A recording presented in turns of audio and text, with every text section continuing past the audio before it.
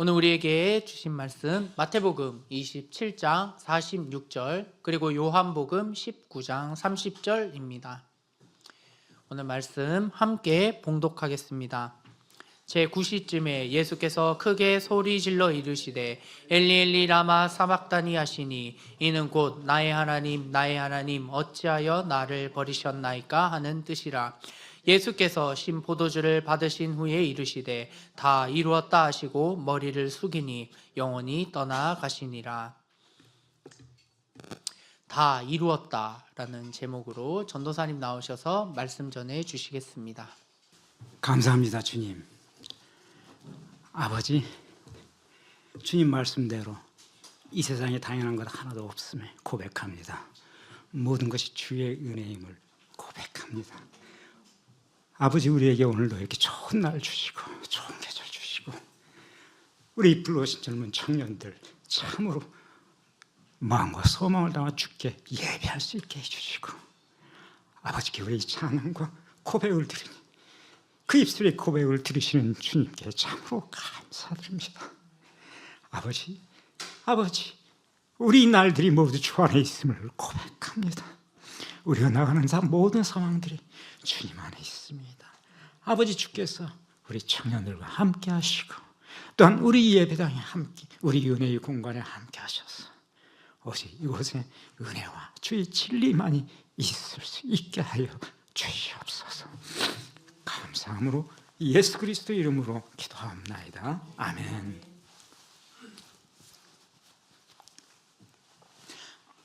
여러분, 찬양이 하도 은혜로워서 나도 모르게 눈물이 나오려고 그러네.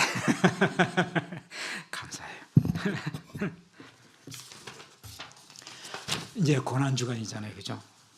이제 다음 주에 부활절 예배가 있는 것 같던데, 여러분 고난주간에 여러분들은 무엇을 생각하고 또 어떤 말씀이 떠오르시는지 잘 모르겠어요. 사람마다 조금씩 다를 거예요, 아마도.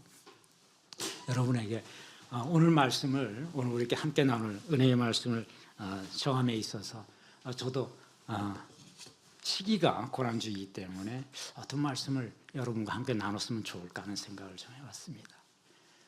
고난주간이라면 우리가 생각하고 떠오를 수 있는 것은 당연히 십자가죠. 그렇죠? 우리 기독교 복음의 핵심이기도 하고 기독교의 모든 것이라고 할 수 있는 십자가가 떠오르죠. 주님께서 십자가 위에서 몇 가지 말씀을 하신 게 있죠. 그죠? 우리 그걸 십자가의 7원이라고도 얘기하기도 합니다. 하나님께서 이 땅의 삶을, 이 땅에 육신을 오셔서 이 땅의 삶을 사시고 마지막으로 떠나실 때 그 십자가 위에서 죽음을 앞에 두고 아직 못질을 당하면서 그리고 마지막 숨이 넘어가는 순간까지 그분이 뱉으셨던 말씀이 있는데 우리는 그것이 무슨 말일까, 무슨 뜻일까 하는 데 대한 생각을 좀 해볼 필요는 있어요. 물론 하나도 어려운 말은 아니에요. 그것이 가지고 있는 신학적 또는 신앙적 또는 영적 의미가 무엇일까 하는 걸 한번 좀 생각해 보는 것도 우리 고난주간을 지나가는 굉장히 중요한 의미 있는 시간이라고 할 것 같아요. 2000년 전에 십자가 위에서 주님께서 했던 고백이 과연 무엇을 의미하는가, 그리고 그때 무슨 일이 있었던 것인가, 그것이 우리에게 2000년 뒤에 오늘날 우리에게 의미하는 것은 무엇일까, 그것이 오늘 우리가 이번 한 주간 생각하고 묵상할 수 있는 귀한 제목이 될 것 같습니다. 예수께서 십자가에 못 박히실 때 제일 먼저 했던 말씀이 오늘 우리가 봉독했던 나의 하나님 어찌하여 나를 버리셨나이까, 이렇게 얘기하셨죠. 그리고 나서는 십자가에 못 박힌 상태에서 아버지여 저들을 용서하소서, 이렇게 얘기합니다. 저들은 지금 저들이 하는 일이 무엇인지 알지 못하나이다. 저들을 용서해달라고 얘기하시고, 그런데 그 옆에 있던 어떤 좌우에 있던 같이 십자가에 못 박혀 죽는, 처형당하는 죄수 중에 한 명에게 예수께서는 또한 고개를 우으로 들으시면서 그런 말씀하셨죠. 오늘 내가 나와 함께 영원히 나고는 있으리라. 그렇게 오른쪽에 있는 죄수에게 얘기했죠. 그 죄수가, 왼쪽에 있는 죄수가 예수에게 당신이 진정한 메시아이거든. 지금 이 결박을 풀고 못질을 풀어서 우리로 하여금 자유 몸이 생명을 살 수 있는 기적을 행해달라는 식으로 얘기를 하면서 당신이 메시아가 맞느냐, 그럴 능력도 없으면서 왜 메시아라고 하느냐 이렇게 얘기를 하니까 그 오른쪽에 있는 죄수한 사람이 너는 너희 죄로 말미암아 못질을 당하지만 이분은 아무 죄도 없이 못질을 당하고 있다. 이렇게 놀란 그것도 참으로 놀란 얘기죠. 예수님이 아닌 인간의 입에서 그 같은 말이 나오는 거 참 놀라운. 그 사람은 아마 정말 예수께서 너는 오늘 나와 함께 영원히 낙원에 있으리라는 말이 맞는 것 같아요. 그 사람이 누군지를 우리는 알 수는 없지만 그리고는 사도 요한과 어머니 막달라 마리아가 십자가 앞에 오시는 것을 보고 예수께서 그 어머니에게 어머니 여기 아들입니다 이렇게 얘기하죠. 그리고 요한에게는 보라 내 어머니다 이렇게 얘기를 하시고 마지막으로 목마르다고 하시면서 물을 한 모금 죽이고는 마지막으로 펼쳤던 말씀이 다 이루셨다 이런 말씀하셨죠. 그러면서 다 이루시고 아버지여 내 영혼을 아버지께 맡기나이다 하면서 숨을 거두시죠. 이것을 우리는 십자가 위에서 예수님께서 육성으로 내뱉은 7마디의 말씀이다 해가지고 어떤 뮤지컬 같은 것도 십자가상에 실현해가지고 작곡도 하고 그런 걸 본 적도 있어요. 그죠? 부활절 전 때 보통 부활절 칸타타 해가지고 이 말씀을 가지고 공연도 하고 그렇죠. 오늘은 이 말씀의 종합판이라고 해서 이 말씀은 두 가지 의미를 종합하고 있는데 십자가가 가지고 있는 고난의 의미, 그 고난의 의미는 하나님의 심판의 의미를 가지고 있다는 것과 그리고 예수께서 다 이루셨다고 하는 것, 무엇인가 완성하셨다고 하는 그 의미가 동시에 십자가 위에서 표출되고 있다고 하는 이것이 무엇을 의미하는지에 대해서 한번 생각해 보는 시간입니다. 예수께서 하시는 말씀의 종합판은 바로 그거예요. 내 하나님이여 내 하나님이여 왜 나를 버리셨습니까? 그 말과 다 이루셨다고 하는 그 말이에요. 그 말이 도대체 무엇을 의미하고 있는 말씀인가 하는 겁니다. 복음 안에 복음의 상징이 날 수 있는 십자가 안에는 이와 같이 두 개의 서로 이해할 수 없는 또는 완전히 다른 차원의 두 개의 측면이 동시에 존재하고 있다. 하나는 고통이요 하나는 완성이다. 또 하나는 고통이 다른 측면을 예수께서 하나님께로부터 버리심 받았다고 하는가? 왜 나를 버리셨나이까? 도대체 무슨 버리심을 받았다는 얘기일까? 버리심 받았다는 것과 본인이 다 이루셨다고 하시면서 숨을 거두시는 것. 버리심과 이루셨다고 하는 것. 완성이라고 하는 것은 무엇을 얘기하는 것인가? 왜 두 개 완전히 다른 차원의 두 가지 측면이 하나의 십자가 위에서 발현되는 것인가? 그걸 생각해 보는 시간이 되었으면 좋겠습니다. 십자가는 예수님께서 말씀하셨듯이 예수님께서 7마디 말씀하셨지만 종합해서 보면 두 가지입니다. 버림받았다. 그리고 내가 이루었다. 이 두 가지가 십자가의 앞면과 뒷면처럼 동시에 존재하고 있다. 먼저 예수께서 아버지는 왜 나를 버리셨나이까? 이 버리심이라고 하는 거 이것은 예수께서 무슨 뜻을 하신 말씀인가? 정말 우리가 육신이 아들이 아버지를 떠날 때 아버지로부터 버림받은 그 아들이 말한 것과 같은 의미의 말씀을 하신 건가를 생각해 볼 필요가 있어요. 왜 예수께서는 신성을 가졌다고 하는 예수께서 하나님의 아들이라고 부르시는 그분이 자신의 아버지로부터 왜 나를 버리셨습니까? 이런 말씀을 하셨을까? 이것은 무엇을 얘기하는 것일까 하는 것을 먼저 봤으면 좋겠습니다. 시편 22편에 보면 이런 말씀이 있어요.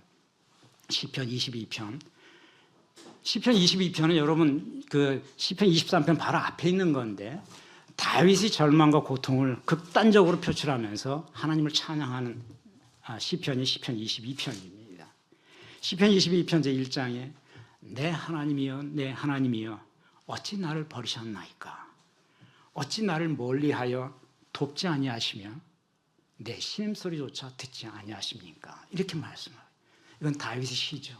다윗이 사울을 피해서 사울로부터 죽임을 당하는 그 상황을 피해서 아두람 동굴로도 피신하기도 하고 사막에 피신하기도 하면서 정확하게 언제 쓰여졌는지 모르겠지만 사울을 피해서 도망 다닐 때 쓰여진 작품인 것은 너무나 분명하죠. 그랬을 때 다윗이 하나님에게 내 하나님 왜 나를 버리셨습니까? 왜 나를 돕지 아니하시며 내 신음소리조차 듣지 아니하십니까? 이렇게 탄식하면서 쓴 시죠. 그런데 이 시편 22편은 놀랄 게 그런 고통과 절망을 표출하면서 뒤로 가면은 하나님에 대한 놀라운 찬양과 기쁨으로 반전이 되는 시를 임을 알 수 있어요.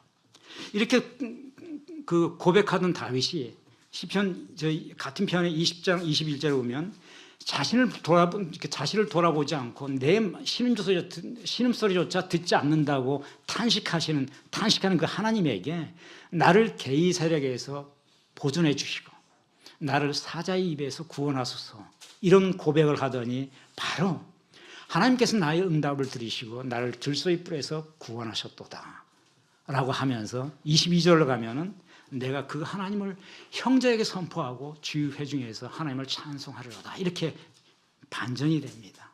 그러다가 마지막에 이 땅의 모든 것이 28절에 보면 여호와의 것이요 여호와는 모든 나라의 주제이십니다 라고 하나님을 찬양하면서 끝나는 것이 시편 22절이에요. 바로 예수께서는 십자가에 못질을 당하실 때 그 고백을 먼저 하셨다는 거죠. 내 하나님이여 내 하나님이여 어찌하여 나를 버리셨나이까. 시편 22편 1절에 있는 다윗이 고백했던 그 고백을 예수께서 똑같이 십자가 위에서 하나님께 고백하고 있는 거예요. 하나님께 고백하고 읊조리고 탄식하고 신음소리를 내고 계신 거죠. 이거는 어떤 뜻으로 어떤 의미를 가지고 있을까? 단지 내가 죽음의 직면에 있기 때문에 하나님 나를 살려주시 아니하시는 거 그것이 안타깝고 해가지고 아버지 왜 나를 버리십니까? 나를 살릴 수 있는데 이 잔을 내게서 멀리하면 내가 이 잔을 피해갈 수 있는데 불구하고 왜 이 잔을 피하지 못하게 하십니까? 이런 한탄을 하셨을까? 그것만 있을까? 육신을 오셨던 분이기 때문에 죽음을 목전에 두고 못질을 당하면서 창에 허리를 찔리면서 온갖 감정과 고통을 함께 느꼈을 가능성은 충분히 있죠. 인간이기 때문에. 근데 단지 그것만 있지는 않았을 것이다 라고 하는 겁니다. 예수께서 십자가에서 제일 먼저 했던 말씀이 시편 22편을 그냥 인용하고 있어요. 그죠? 구약을 인용하고 계시는 거예요. 근데 고통스럽면 보통 사람 같으면 죽음이 앞에 있으면 온갖 감정과 온갖 어떤 사람은 분노의 은사 왜 나를 죽이냐고 분노의 은사도 표현할 수 있고 어떤 사람은 회개와 그런 감정도 표현할 수 있고 다양한 감정 표현이 가능할 수 있는데 예수께서는 구약의 예언을 그 자리에서 바라보고 계신다. 시편 22편은 다윗의 예언이거든요. 그러시면서 그 하나님이여 하나님이여 왜 나를 버리셨습니까? 이렇게 얘기하고 계시는 거죠. 예수께서 하시는 정확한 워딩은 엘리 엘리 라마 사박다니 이렇게 되어 있어요. 마태복음 27장 46절에 엘리 엘리 라마 사박다니 이렇게 되어 있는데 원래 히브리어 원전에는 이게 엘리 엘리 라마 아사브타니 이렇게 되어 있습니다. 엘리라는 말은 엘 하나님이죠. 엘리 나의 하나님이요. 엘리 나의 하나님이요. 라마 이거는 영어의 why 어찌하여 이런 뜻이에요. why 라마 아자브타니 아자브가 떠나다는 뜻입니다. 집을 떠나다 멀어지다 떠나다는 뜻인데 따니는 나를 그런 뜻입니다. 그래서 합쳐서 아자브타니 이렇게 되어 있어요. 나를 떠났습니까? 이렇게 되어 있는 거죠. 나의 하나님이여 나의 하나님이여 직역하면은 왜 나를 아자브타니 떠나셨습니까? 이런 뜻이에요.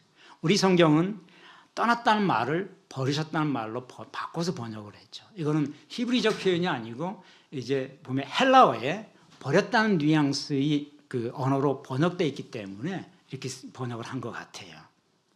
근데 예수께서 우리 성경에는 사박다니 되어 있는데 사박다니는 이제 아람어입니다. 아람어는 당시 히브리 사람들이 쓰는 말은 히브리어지만 당시는 그 다마스커스 아람 지방에서 쓰는 방언이 있죠. 그걸 아람 방언이라고 하는데 아자브다니 아람 방언은 사박다니예요.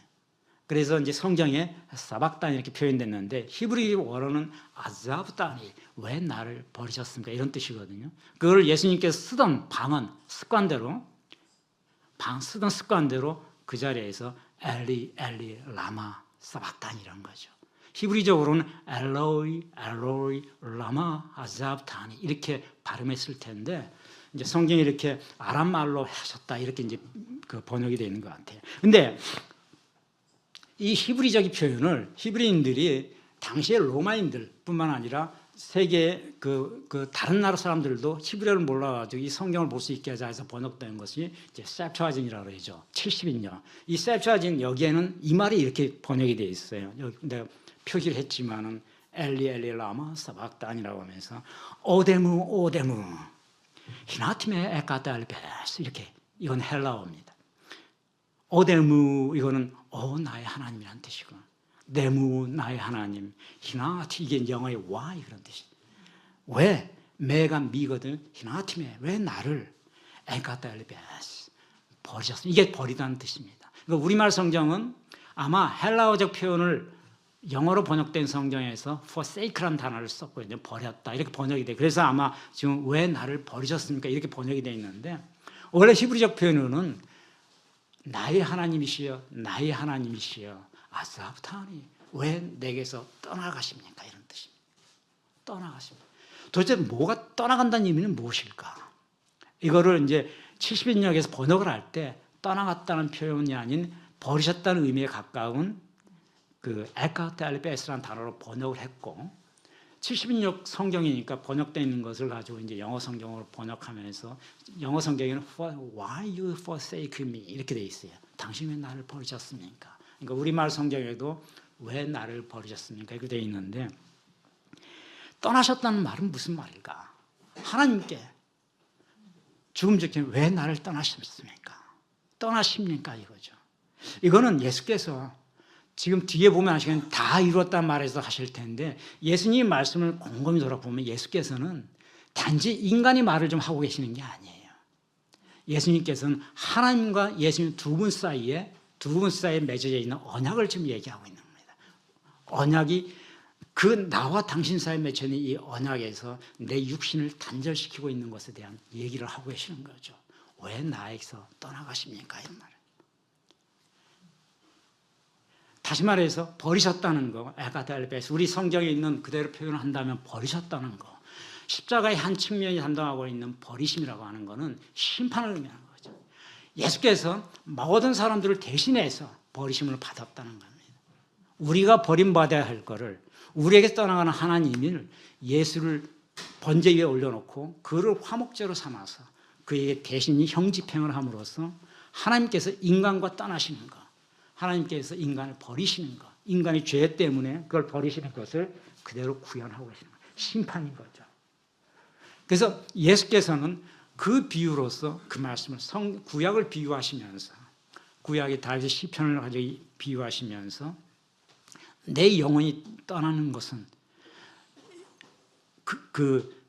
다시 말해서는 그가 버리신다고 하는 것, 하는 것은 비록 그가 버리시는 그를 버리시는 게 아니고 인간을 버리시는 거지만 그것은 하나님과 나와의 언약 관계가 단절되는 것을 의미하는 것으로 지금 비유하고 계시는 거죠.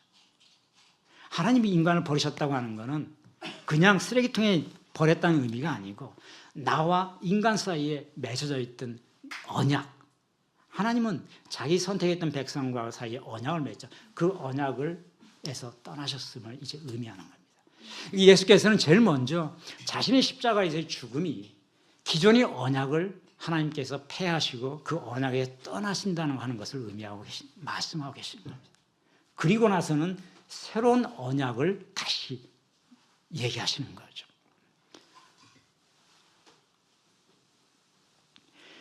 깔뱅은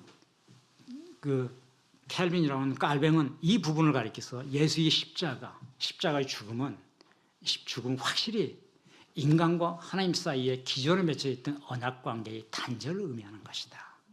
새로운 언약의 창출 이제 곧 있겠지만은 일단은 새로운 언약의 창출 이전에 기존의 인간과 하나님 사이에 맺어졌던 구체적으로는 유대인과 하나님 사이에 맺어졌던 그 언약은 이제 더 이상 이 죽음으로 인해서 완전히 단절되었음을 의미한다라고 깔병은 해석을 하고 있습니다. 그래서 예수의 죽음은 일단 예수께서 버리셨다고 하는 이 말씀은 하나님과 자신이 언약적 단절을 선언하고 있는 것이다.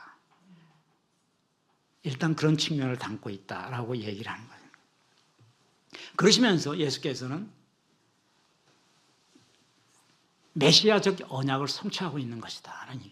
자신의 죽음을 통해 가지고 구약에서 예언하고자 했던 새로운 메시아의 출현, 그리고 그 메시아가 나무 위에서 저주를 받으며 죽을 것이라고 하는 그 메시아적 예언이 바로 이 순간에 성취되고 있음을 말씀을 하고 계시다. 그런데 예수께서는 하나님께 나의 하나님 이렇게 고백을 하고 있어요. 예수는 지금 죽음의 심판을 대신 감당하고 있는 건데 하나님께 나의 하나님 하고 있어요. 여러분, 어떤 극한 상황에서 우리가 처했을 때 나의 하나님이란 말이 잘 나오는가요? 그거 나오는 사람은 없다고 저는 봐요. 왜냐하면 오 하나님 할 수는 있어요.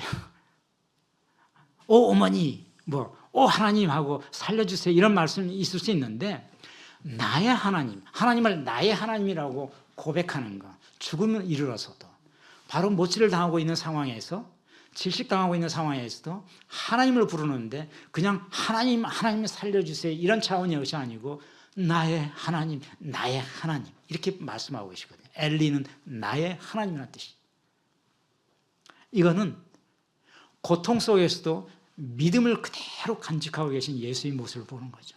하나님과 나 사이에는 아버지와 아들이 분명히 존재한 아버지와 아들 관계에 있는 그 언약 관계에 있는 비록 그 언약이 단절되고 있는 고통을 지금 예수께서 인간을 대신해서 받고는 계시지만 그 하나님은 나의 하나님 맞다고 하는 것을 지금 고백을 하고 있는 일종의 신앙 고백과 같다라는 거죠.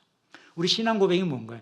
전능하신 하나님 해가지며 그 하나님이 나의 하나님이시고 그 하나님이 성령으로 잉태되시고 그 하나님이 십자가에서 못 박으시고 그리고 죽은 자한테 살려나신 그 하나님을 고백하는 것이 신앙 고백이잖아요. 예수께서 마지막 순간에 당신은 나의 하나님이십니다. 나의 아버지다라고 하는 고백을 같이 하고 계시다. 사실 인간의 육신의 감정과 육신의 이성으로는 굉장히 이해하기 어려워요. 숨이 넘어가는 그 상황에 나의 아버지이시여 나의 하나님이 이런 말이 나온다는 거 굉장히 어렵습니다. 그냥 누군가에게 절망적인 상황에서 도움을 받고 싶다고 한다면 오 하나님 할 수는 있죠. 그죠? 오 어머니 하듯이 오 하나님 할 수 있지만 나의 하나님 나의 아버지 이런 말을 하는 거는 굉장히 어렵거든요. 예수께서 마지막 순간까지도 그 하나님이 나의 하나님 나는 그분의 아들인 것을 선언하고 계시는 것이다. 이렇게 깔병을 해석을 하고 계십니다. 그러면 하나님께서는 왜 성자를 버리셨는가? 아들을 왜 버리셨는가? 분명히 아들이 입에서 왜 나를 버리셨습니까? 왜 내게서 떠나가셨습니까? 라는 말이 나왔다는 얘기는 하나님 떠나가신 거예요. 짧은 순간 그 영혼이 마감되는 마지막 순간에 하나님도 분명히 떠나가는 단절을 경험하고 계시는 건데 이것을 우리는 이제 학자들은 대속적 버리심이라고 얘기를 하죠. Substitution Abandonment라고 해가지고 누군가를 대신해서 그렇죠? 죄는 없지만 누군가를 대신해서 죄인으로 나서가지고 그 죄를 짊어지는 거. 바로 우리는 이렇게 해석하잖아요, 그죠? 예수께서 주신 것은 대속이다.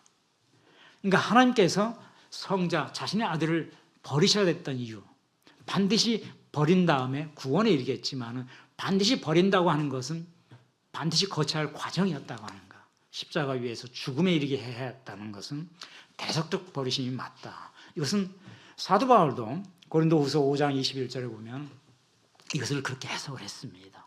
하나님이 죄를 알지도 못하신 이를 우리를 대신해서 죄를 삼으신 것은 이렇게 해석했어요. 우리로 하여금 그 안에서 하나님의 의가 되게 하려 했기 때문이다. 고린도후서 5장 21절에 바울이 말씀 죄를 알지도 못하는 그분을 우리를 대신해서 죄로 삼으셨다 이렇게 얘기를 하는 거죠. 그분이 죄가 있어서 하나님이 그분의 목숨을 걷어가신 것이 아니고 우리를 위해서 대속적인 죽음을 택했다고 하는 거예요. 근데 그 이유가 바울은 바로 그분에 대한 믿음 안에서 우리가 하나님의 의를 제대로 알도록 하기 위함이었다라고 얘기를 합니다.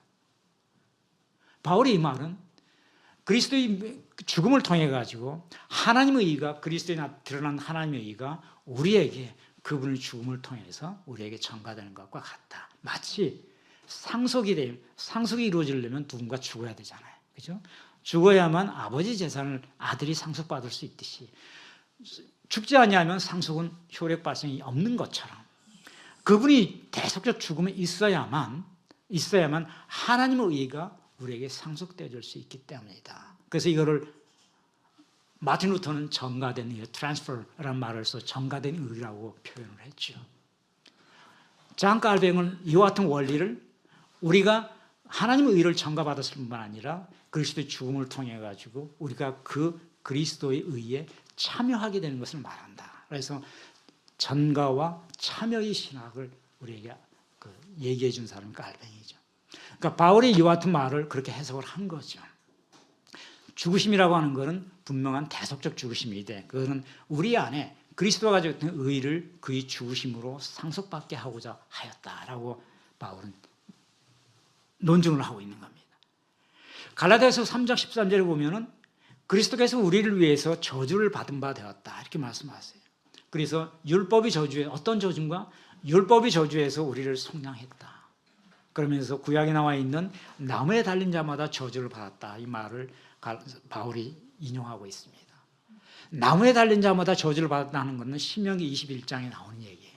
신명기 21장 22절과 23절에 보면은 하나님 율법 가운데 죽을 만한 죄를 범한 자를 처형은 죽이려고 하거든 나무에 매달아 죽여라 이렇게 돼 있어요. 근데 나무에 매달아 죽은 그 시체는 반드시 하룻밤을 지내게 해서는 안 된다. 반드시 그날 거두어가라. 왜냐하면 그 시체로 말미암아 내가 너희에게 준 이 땅이 더럽혀질까 걱정이 되노라. 나무에 달린 자는 다 저주받은 자이니라. 이렇게 되어 있습니다. 신명기에. 바울은 바로 이 신명기 구절을 원용하면서 갈라디아서에 원용하면서 해석을 하고 있는 거예요. 예수께서 왜 죽으셨는지, 근데 왜 꼭 십자가에서 나무에 달려서 죽으셨는지, 만약에 자연사했다든지 교통사고가 당했다든지 아니면 수명이 다해서 죽으시면서 내가 인류를 위해서 계속하였노라 이렇게도 할 수 있습니다. 하나님이시니까 못할 게 뭐 있겠어요. 근데 그렇게 안 했다는 거죠. 반드시 그의 죽음은 나무에 달아서 죽였어야 했다는 거죠. 그 이유는 신명기에 저주받은 자의 모습으로 죽어야 했기 때문이라는 거예요. 그냥 죽는 거는 저주받는 자가 아니죠. 누구나 죽는 거니까. 그죠? 근데 하나님을 배역한 이 그 인간에 대한 심판이었기, 죄에 대한 심판이었기 때문에 그 심판은 대가로 죽는 죽음은 저주받은 죽음이어야 되는데 그 저주받은 죽음을 하나님께서 나무에 매달아 죽는 것을 신명기에 저주받는 죽음이라고 율법에 규정했기 때문에 율법대로 시행하도록 했던 거죠. 그래서 바울 사도는 그분이 십자가에서 죽으신 것은 저주받아 죽으신 것은 맞다. 근데 그분이 죄가 있어서 저주를 받은 것이 아니고 바로 율법이 가지고 있는 그 저주에서 우리를 벗겨내기 위해서 대신 율법이 저주를 받으신 것이다. 이런 얘기를 하신 거죠. 이 갈라디아서의 의미를 이해하시겠죠. 그죠? 율법이 가지고 있는 저주예요. 그 율법이 저주라는 게 뭐냐? 로마서 3장 20절에 보면은 바울이 이렇게 얘기하죠. 그러므로 율법의 행위로는 그의 앞에서 하나님 앞에서 의롭다 할 자가 아무도 없도다. 오직 율법으로는 죄를 깨닫게 할 뿐이다. 이렇게 말씀해요. 로마 3장 20절에. 그러면서 3장 21절 다음 절에 가면 드디어 이제는 율법 아닌 율법 외에 한 하나님의 의가 나타났으니 바로 그 율법과 선지자들이 증거하고 있는 것이다. 이렇게 얘기를 하고 있습니다. 3장 20절에서 얘기하고 있는 것은 율법의 행위로 말미암아 의롭다 할 육체가 없다고 하는 거 바울이 선언하면서 그 율법은 오직 우리 죄만을 깨닫게 할 뿐이다. 이렇게 얘기하는 거예요. 바로 이것을 갈라디아서에서는 율법이 저주라고 표현하고 있는 거죠. 저주받아 저주받은 인간에 대한 심판을 대신해 줘야 되는데 자연사 하는 것도 아니고 누구에게 맞아 죽는 것도 아니고 하나님께서 그 저주의 죽음을 받아야 된다고 했기 때문에 그는 반드시 십자가에 매달려 죽었어야 했다. 근데 그거는 그 율법이 저주를 대신 받는 거고, 율법이 저주를 대신 받는 거는 거꾸로 우리에게 율법이 저주에서 우리를 해방시키려고 하기 때문이었다라고 얘기를 하고 있는 거죠. 바로 십자가 위에서 아사브단이라고 주님이 외치셨던 거. 왜 아사브단이 나를 버리셨습니까? 주님이 이 버리심이라고 하는 것은 이와 같은 엄청난 영적 의미를 간직하고 있는 것이다. 그 육체적 고통 때문에 그냥 터져나온 탄식이 아니고 육체적 고통도 말 못할 어마어마한 고통을 겪고 있는 거예요. 질식하기 전의 고통이라고 하는 건 말할 수가 없잖아요. 우리가 겪어보지는 않았지만 겪어서도 안 되는 거지만은 상상할 수 있다. 그죠? 십자가 위에서 그때 예수께서 하나님께 먼저 자신을 나에게서 떠나셨다는 말을 먼저 하고 그 다음 말을 이어가시죠. 그것은 율법이 저주해서 인간을 버리신 인간을 자기가 대신해서 속량하고 있음을 의미하는 것이고, 분명한 것은 율법이 저주로부터 우리는 모두 버림을 받았어야 했다고 하는 것을 의미한다는 거예요. 대표적인 개혁신학자 하시는 마틴 루터라든지 깔뱅이라든지 칼 바르트 같은 사람들은 바로 이 십자가의 한 측면, 버리심이라고 하는 것, 하나님이 떠나가시면 이 측면을 그렇게 해석하고 있습니다. 마틴 루터는 하나님의 하나님을 스스로 버리신 사건이다. 십자가는. 이제 십자가의 뒷면을 우리가 이제 보겠지만은 앞면에 드러나 있는 고통스러운 심판과 죽음이라고 하는 것은 분명히 하나님을 버리시고 있다. 그거는 하나님이 언약을 폐기하기 위함이다. 이렇게 마틴 루터는 표현하고 있죠. 깔뱅은 아까 말씀드렸듯이 단순한 육체적 고통이 아니라 언약의 단절을 지금 예수께서 얘기하고 계시는 것이다. 언약의 폐지. 앞서 존재했던 그 언약은 율법의 언약입니다. 하나님께서 먼저 주셨던 언약이 주시는데 이 언약으로부터의 단절을 인간으로 하여금 경험하게 하고 그 경험을 지금 대신하고 있는 거죠. 예수께서. 모든 사람에게 다 매달을 수는 없으니까. 그런데 분명한 메시지는 그 언약을 폐하고 그 언약을 단절시키는 경험을 하고 있다라고 깔뱅은 이걸 해석하고 있죠. 20세기 유명한 신학자였던 독일의 칼 바르트라고 하는 사람은 이것을 가리켜서 십자가의 역설이라는 표현을 썼습니다. 그의 조직신학 책에 보면은 하나님이 십자가에 매달려 죽으신 이 사건은 하나님이 인간을 떠나야 될 인간을 버리지 않기 위해서 자신이 피조물 중에 으뜸이라고 했던 인간 떠나야 했는데, 심판해야 했는데 그거를 결코 버리지 않기 위해서 대신 속죄물을 하나 택해서 그분을 버렸는데 그것이 바로 자기 자신이었다. 하나님이 인간을 위해서 자기 자신을 버린 사건으로 비유하고 있습니다. 그렇기 때문에 칼바르트는 이렇게 얘기해요. 이제 우리는 더 이상 하나님이 자기 스스로를 버렸는데 우리가 더 이상 버려지지 않는다.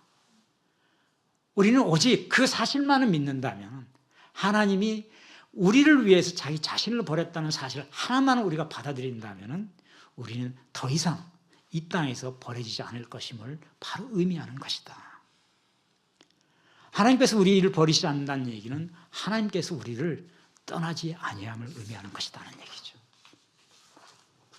뭐만 조건이 있다면 그 사실만 우리가 받아들인다면, 그분이 대신 주셨다는 사실, 그것만 받아들인다면 더 이상 어느 누구도 하나님이 이제 그의 육체에서 떠나지 아니하실 것이다. 이것을 선언한 것과 같다라고 얘기하고 있죠. 이제 동전의 앞면을 우리가 살펴봤어요. 십자가의 앞면, 십자가의 뒷면에는 더 어마어마한 것이 있죠. 예수께서 마지막으로 말씀하시던 구원, 바로 다 이루었다고 하는 이 말씀입니다. 이 말씀이 동시에 지금 표출되고 있는 것이죠. 여러분, 다 이루었다는 말은 내가 무엇을 해냈다는 뜻이잖아요. 그죠? 무엇인가 업적을 이루었다. 마치 유명한 성현이나 유명한 유명한 통치자들이 내가 천하를 다 정복했다 했을 때 다 이루었다 하는 거예요. 알렉산더가 젊은 날에 죽었지만은 그 저 동방 페르시아를 다 정벌하고 난 다음에 다 이뤘다고 하면서 근데 못다한 것이 있다고 하면서 죽었죠. 그럴 때 쓰는 표현이잖아요. 다 이루었다. 근데 이 표현은 여러분 조금 정확치 않은 표현이에요. 예수님은 그런 뜻으로 쓰지 않았습니다. 자신이 무엇을 했다는 뜻으로 쓰지 않았다는 거죠. 그래서 이건 우리가 조금 성경 번역은 이렇게 돼 있기 때문에 예수님이 구원을 완성하였구나 이렇게 당연히 우리가 해석을 우리가 받아들이지만은 우리는 좀 더 정밀하게 영적 의미를 정확하게 그 뉘앙스를 받아들여야 됩니다. 요한복음 19장 30절에 다 이뤘다고 분명히 우리 그렇게 돼 있죠. 이 말이 헬라 성경에는 이렇게 돼 있어요. 호된 엘라본토 호코스 호이에서 에벤. 이건 무슨 말이냐면 예수께서 그 옥소스라고 하는 것은 쓰디쓴 잔이죠. 십자가 위에서 목마르다면서 해면초에다가 물을 적셔가지고 목에 축였지 않습니까? 그 장면이에요. 19장 30절에. 그 쓴 포도주를 마시자 예수께서 에베 말씀하셨다 하면서 텔레 에스타 이렇게 말씀하셨어요. 텔레 테스타 이렇게 되어 있어요. 이 말이 무슨 말인가? 이 말을 우리가 이제 다 이루었다 이렇게 말씀하실 거예요. 예수께서 육성을 하신 말은 텔레 테스타 이렇게 말씀하셨어요. 그러면서 예수의 영혼이 십자가 위에서 떠나시더라. 이게 요한복음 19장 30절에 말했습니다. 다 이루었다고 번역한 텔레스타이라고 이 말씀은 제사에서 나오는 말씀입니다. 지금 제사를 지내고 있는데 제사가 마지막으로 다 끝났을 때 제사를 마쳤습니다. 이 말이에요. 정확한 워딩은. 이게 무슨 뜻일까요? 예수님께서는 내가 모든 걸 다 이루었다 이 말씀을 하신 게 아니에요. 이 모든 제사가 다 끝났구나 이렇게 얘기하신 겁니다. 이게 무슨 말일까요? 지금 십자가의 죽으심을 예수님은 제사로 보는 거예요. 번제로 보는 거예요. 자신을 번제로 이미 알고 계신 거예요. 하나님 앞에서 제사를 드리고 있는 거예요. 누구를? 내 몸을 번제로 해서. 그래서 바울은 이것을 화목제라고 그랬잖아요. 하나님과 인간의 사이에 걸려서 돌아올 수 없는 간극을 하나님과 인간을 다시 화목하게 만들기 위해서 쓰여지는 번제, 화목제라고 표현하고 있죠. 로마서에. 그 화목제로서 예수님 육신이 동원된 것이 십자가잖아요. 예수님 하신 말은 내가 내가 천하를 통일했구나 이게 아니고 내가 기독교 종교를 완성했구나 이 말씀을 하신 게 아니고 텔레테스타이라고 하는 말은 다 끝났구나 이런 말씀을 하신 거예요. 이게 직역하면 finished라는 뜻이에요. 그래서 영어 성경에 It is finished 이렇게 번역이 되어 있어요. ESV 성경에는 다 끝났습니다. 다 끝났구나 하시면서 아버지여 내 영혼을 아버지께 드리나이다 하면서 숨이 넘어가는 거예요.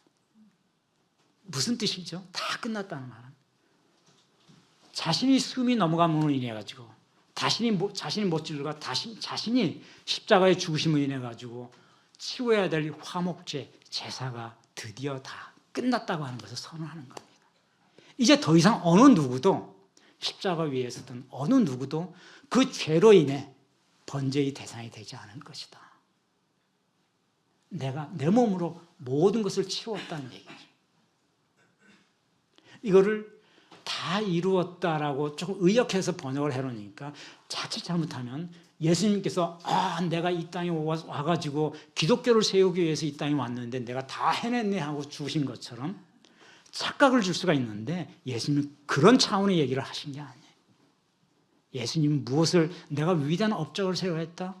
알렉산더처럼 내가 천하를 다 통일해야 되는데 저걸 마침 나머지 동방 땅을 못해서 아쉽네 이런 얘기를 하신 게 아니고 내가 번제로서 화목제로서 죽어야 되는 이 모든 제사 예수님은 자신의 십자가에서 이 죽으심을 제사로 좀 표현하고 있는 거죠. 데텔레스타이라는 말은 제사 용어예요. 앞서 얘기했던 왜 나를 버리셨습니까? 라고 했던 그 단어도 그것도 제사 용어예요. 왜 나를 버리셨습니까? 이렇게 얘기할 때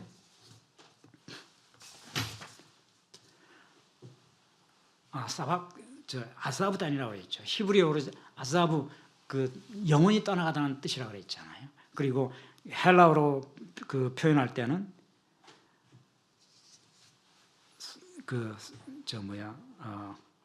에카달베스라고 그랬죠. 이게 제사를 지낼 때 제사 의식에서 나오는 용어들이거든요. 그러니까 예수님께서 마지막으로 다 이뤘다고 우리가 번역은 되어 있지만 우리는 그것을 그렇게 가리켜서 드디어 구원이 완성됐다는 그냥 그 역사를 예수님께서 행하셨다, 다 해냈구나 이런 뜻으로 생각을 하는데 맞아요. 그 순간에 이제 구원은 완전히 이루어진 거죠. 이루어진 건데 예수님이 탄식은 예수님은 자신이 번제 내 몸을 죽임으로 인해 가지고 모든 인류가 져야 될 그 죄의 속죄제 십자가의 속죄제로 보시면서 이 속죄제의 의식이 이제 다 끝났구나 하시면서 내 영혼을 아버지께 맡깁니다 하고 떠나신 거죠. 이거는 이제 학자들이 구원의 완성이라고 우리 표현한 겁니다. 그러니까 완성이기 때문에 다 이루었다 이렇게 표현한 것을 우리 이제 이해를 하시는 건데 예수께서 구원을 완성하셨다. 그건 해석이고 예수께서 육성으로 내뱉은 말은 이제 이 제사가 다 끝났구나 아버지요. 그러면서 눈물을 흘렸을지는 모르겠어요. 그런 것들은 이제 기록에 안 나와 있으니까 자신이 감당해야 될 사명. 나는 반드시 죽어야 되는데 반드시 또 나무에서 죽어야 되고 바로 이 시점에 나무에서 죽어야 되는 그 사명이 그것은 바로 제사를 의미하는 건데 그죠? 그 제사가 이제 끝났구나 이런 얘기를 한 거죠. 근데 그와 같은 시각에서 해석한 그 성경이 바로 히브리서입니다. 예수님의 십자가의 의식을 제사로 본 그 성경, 제사 의식으로 본 것을 히브리서죠. 히브리서에서 예수님을 대제사장으로 표현하고 있죠. 히브리서 10장 11절, 12절, 13절을 보면은 히브리서 기자는 이렇게 표현하고 있어요. 예수 그리스도의 몸을 단번에 들여가지고 우리가 거룩함을 입었는데 제사장마다 10장 11절에 보면 원래 제사장마다 매일 서서 섬기면서 자주 제사를 지내왔다. 구약에서는. 근데 이 제사로는 언제나 죄를 없애지 못했다. 그런데 12절에 가니까 오직 그리스도는 죄를 위하여 한 영원한 제사를 단번에 드리셨다. 그리고 하나님 우편에 앉으셨다. 이렇게 합니다. 바로 히브리서 기자는 예수님이 대제사장으로서 자신의 몸을 제사의식으로 드리고 있다고 하는 것을 그대로 지금 기록을 표현하고 있는 겁니다. 한 영원한 제사를 지냈다. 이 성경 원전에 보면은 아이오니아 레트로시스라고 되어 있어요. 아이오니아는 말은 영원하다는 뜻이거든요. 영원한. 레트로시스란 말이 이제 우리 신학에서 많이 나오는 용어인데 대속이라는 단어입니다. 히브리서 원전에 우리는 영원한 제사 이렇게 표현을 했는데 아이오니아의 영원한 레트로시스를 맞췄다. 이렇게. 레트로시스란 단어가 바로 대가를 주고 속량이라고 우리 번역을 하죠. 속량이 뭐죠? 누군가의 죄를 대가를 주고 없애는 거. 그거는 제사에서만 나오는 용어잖아요. 그죠? 제사잖아요. 구약의 제사가 바로 그거잖아요. 염소와 피, 송아지 피로서 죄의 사함을 받기 위해서 매번 제사를 지내는데 그 제사는 매년 6월절마다 드렸어야 되고 매년뿐만 아니라 매번 절기마다 또 드렸어야 됐다. 이 얘기는 그 제사로 인해서 인간의 죄가 없어지는 것은 아니다라는 것을 의미하는 거죠. 계속 주기적으로 계속 제사를 치러야 했기 때문에 잠시 면제를 받는 것뿐이지 영원히 면제받는 것은 아니었다. 근데 히브리서 기자는 바로 대제사장 예수께서 자신의 몸을 단번에 들이심으로 인해서 바로 영원한 제사, 영원한 속죄를 행하셨다라는 거죠. 바로 십자가의 이 사건을 제사로 본 제사로 보는 바로 표현이 히브리서의 내용입니다. 히브리서의 기자는 이렇게 하신 것은 우리 죄를 거룩하게 인간을 거룩하게 하기 위함이었다라고 이제 얘기하는 거죠. 그렇다고 한다면 이제 우리가 다시 정리를 해보면 예수께서 다 이루었다고 표현한 다 끝났구나, 다 끝내었다. 데텔레 에스타시스라고 한 이 말은 정리를 해본다면은 하나님께서 율법에 요구하셨던 원래 하나님의 의가 있었다는 거죠. 하나님께서 원래 율법을 주실 때는 그냥 주신 게 아니죠. 언약 관계를 맺는 이유는 하나님이 가지고 있던 그 하나님의 의를 이 백성을 통해서 성취하고자 함이었다는 거죠. 근데 그 백성이 율법을 통해서 하나님의 의를 이루지 못했던 거죠.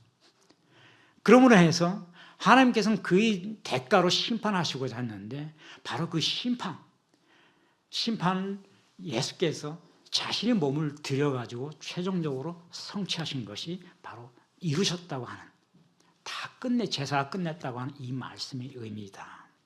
바로 이 말씀은 이제는 더 이상 제사가 필요 없다는 것을 의미하기도 하는 거죠.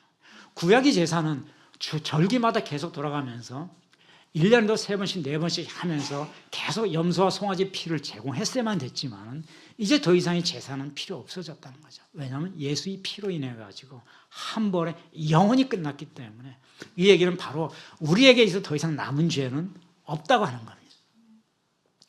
남은 형벌은 더 이상 없는 것이다. 하나님께서 지금 집행하지 않은 형벌은 남아있느냐? 없다는 거죠. 인간의 형벌은 일부만 집행하고 나머지 집행을 나중에 뒀다가 반성하는지 보고 따로 집행할 수 있지만은 예수께서는 단번에 영원히 그 형을 면해버렸기 때문에 자기 몸으로 남은 형은 존재하지 않는다는 것을 의미한다. 그러니 다시 제사를 지낼 필요도 없어졌다는 거죠. 이 얘기는 다시 거꾸로 얘기하면 바로 구약, 수천 년 지속됐던 구약의 제사 제도가 종료되었음을 선포한 것이나 다름없다. 이렇게 신학자들은 보는 거죠. 그리고 그렇다면 구약의 제사 제도 종료됐다면 무엇인가 다른 것이 또 있어야 되지 않겠느냐. 바로 새로운 언약이 동시에 성립된 것이라는 거죠. 히브리서 그 9장에 이런 표현이 있습니다. 9장 11절 12절에 그리스도께서는 장래 좋은 일이 대제사장으로 오셔가지고 손으로 짓지 아니한 곧 이 창조에 속하지 아니한 더 크고 온전한 장막으로 말미암아. 이거는 손으로 졌다고 하는 건 구약의 지성소를 말하는 거죠. 성막을 말하는 거고 성전을 말하는 거죠. 근데 손으로 짓지 아니한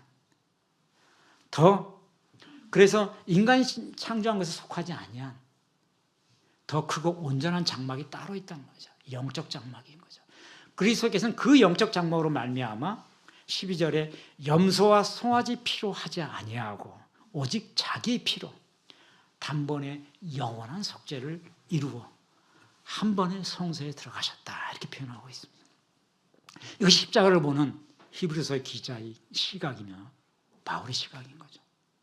그대로 예수님의 십자가 사건을 우리 성경에 그대로 표현하고 있는 이것이 무슨 의미인지를 이제 더 이상 염소와 송아지 피로 제사를 지낼 필요가 없다.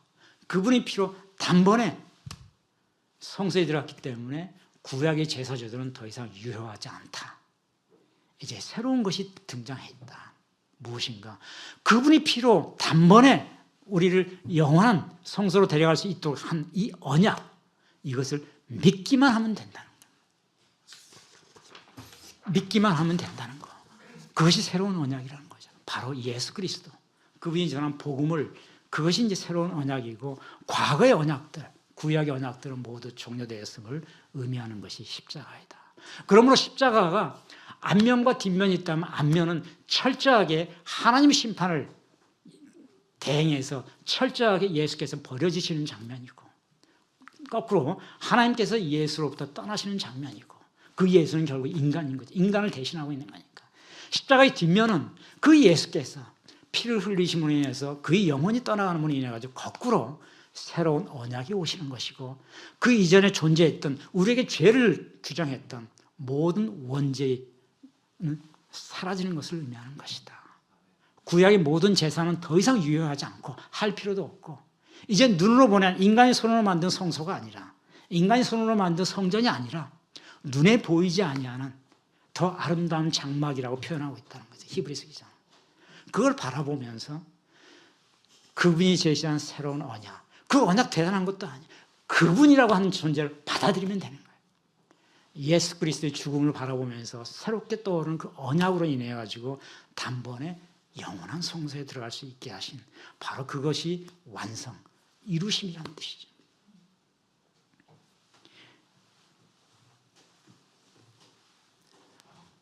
그러므로 십자가를 우리가 다시 한번 규정해 본다면 십자가에는 심판과 구원, 버려짐과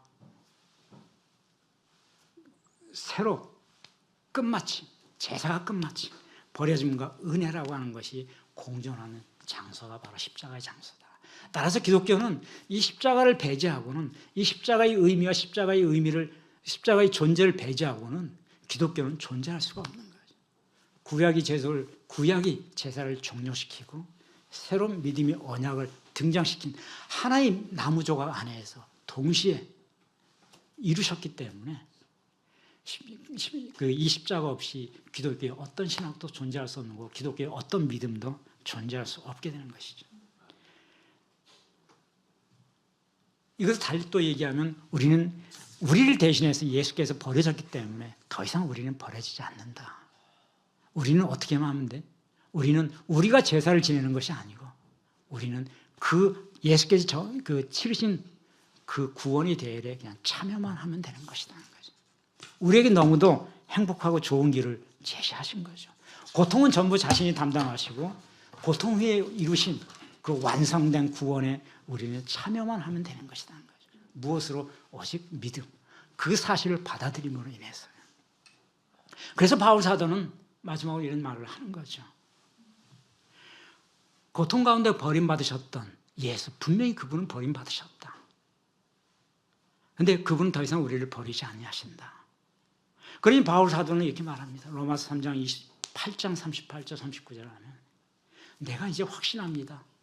사망이든 생명이든 천사들이든 권세자든 현재 일이든 장래 일이든 과거 일이든 능력이 높음이든 깊음이든 그 어떤 것도 그 어떤 피조물도 우리를 주 예수 그리스도의 사랑으로부터 끌어낼 수 없으리라.